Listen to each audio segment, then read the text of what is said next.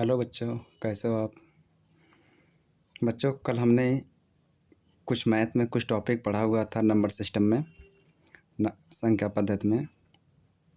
तो आज हम एक बार थोड़ा सा रिवाइज कर लें, फिर उसके बाद उसी से कंटिन्यू करते हैं आगे, ठीक है? तो हमारा पहले कल हमने क्या बताया था? संख्याओं के प्रकार में हमने पहली हेडिंग बताई थी प्राकृतिक संख्याएँ। प्राकृतिक संख्या क्या क्या होती हैं? गिनती में प्रयोग होने वाली संख्याओं को प्राकृतिक संख्या कहा जाता है। इसे n से प्रदर्शित किया जाता है। तो जैसे क्या होती हैं? 1 2 3 4 5 6 7 8 9 10, ऐसे जहाँ तक हम अनंत तक या इनफाइनाइट तक, ये क्या होती है? हमारी प्राकृतिक संख्या है। कौन सी संख्या है? प्राकृतिक संख्या या ये नेचुरल नंबर, ठीक है?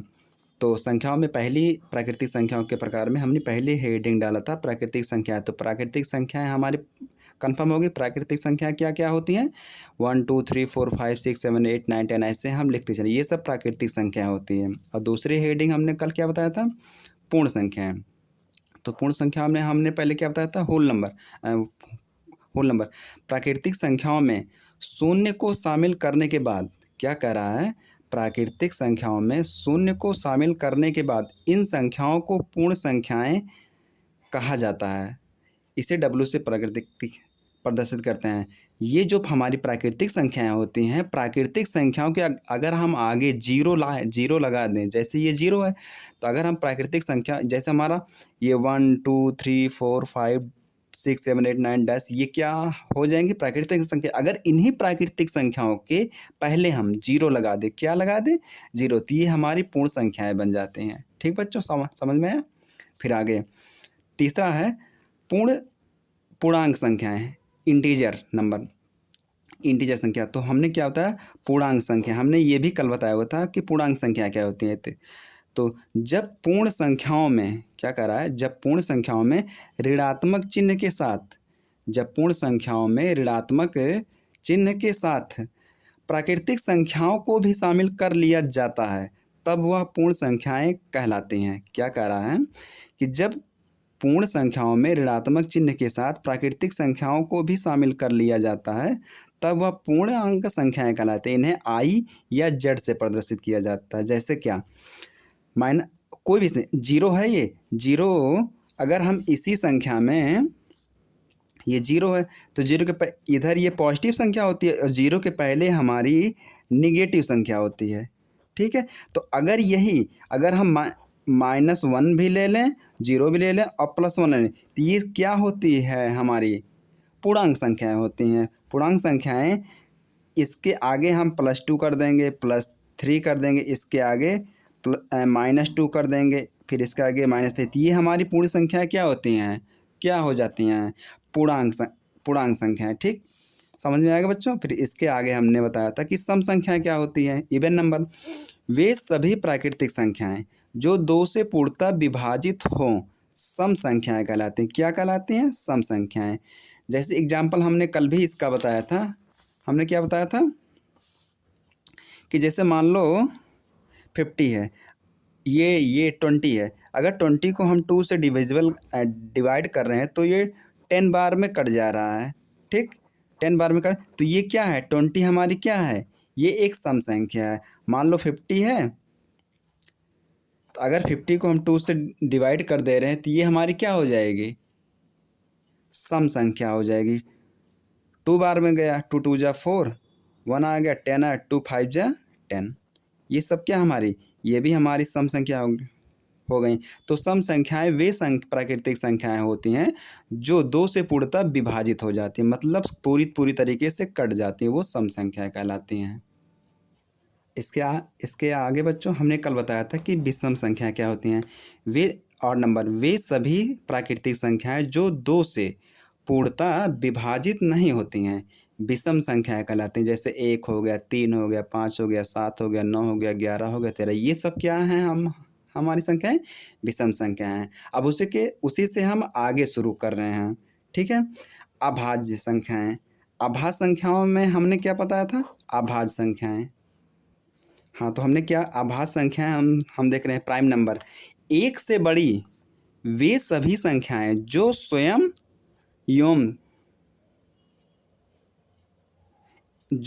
एवं एक को छोड़कर किसी दूसरी संख्या से विभाजित ना हो अभाज्य संख्याएं होती हैं। क्या कह रहा है? प्राइम नंबर क्या क्या होते हैं? एक से बड़ी। क्या कह रहा है? एक से बड़ी वे सभी संख्याएं जो स्वयं एवं एक को छोड़कर किसी दूसरी संख्या से विभाजित ना हो क्या कहलाते हैं? ये कैसी संख्या कहलाती है हमारी? विषम संख्याएं। जैसे क्या हो गया? अभाज्य संख्याओं में जैसे हमारे क्या 2 है, इस ये क्या हो गया?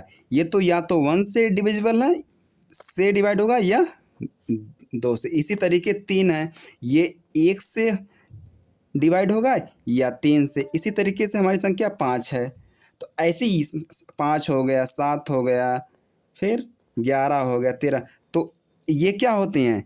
जैसे आभाज्य संख्या क्या होती हैं हमारी? 2 हो गया, 3 हो गया, 5 हो गया, 7 हो गया, 11 हो गया, 13। ये सब क्या है? हमारी अभाज्य संख्याएं हैं। उसी के आगे हम देखें सहअभाज्य संख्या या को प्राइम नंबर क्या होते हैं? 2 संख्याएं जिनमें एक के अतिरिक्त कोई उभयनिष्ठ गुणनखंड ना हो सहअभाज्य संख्याएं कहलाती हैं। कैसे? क्या करा है कि सहअभाज्य संख्याएं को प्राइम नंबर में कि 2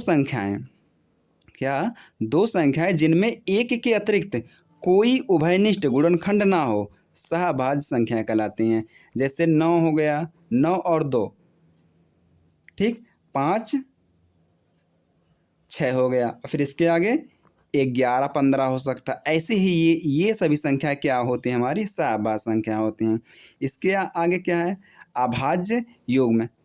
अभाज्य युग्म कोई ट्वाइन प्राइम बोलते हैं। यदि किन्हीं 2 अभाज्य संख्याओं के बीच का अंतर 2 हो। क्या कह रहा है?